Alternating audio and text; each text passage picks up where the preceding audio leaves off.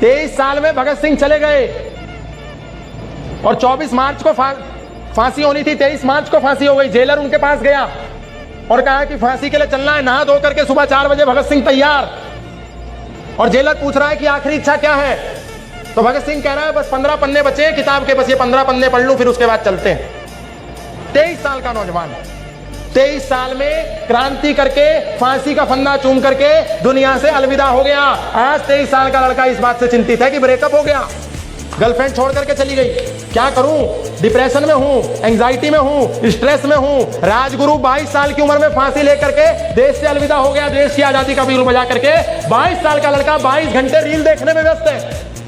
आज वर्तमान में सोचिए, 23 साल का सुखदेव फांसी लेकर के देश की आजादी की क्रांति पर आग जला करके अलविदा हो गया। 23 साल का लड़का कह रहा है कि मुझे स्ट्रेस हो रहा है, डिप्रेशन हो रहा है, मैं एंजाइटी के चक्कर में हूं, क्या करूं, मुझे समाधान बताओ। खुदीराम बोस 18 साल की उम्र में फांसी का फंदा चूम लिया। 18 साल का लड़का अपने पिता से लड़ रहा है, मुझे आईफोन दिलाओ लेटेस्ट वाला, नहीं दिलाया तो फिर मैं आपसे बात नहीं करूंगा, खाना नहीं खाऊंगा। 18 साल का लड़का अपने पिता से इस बात पर लड़ रहा।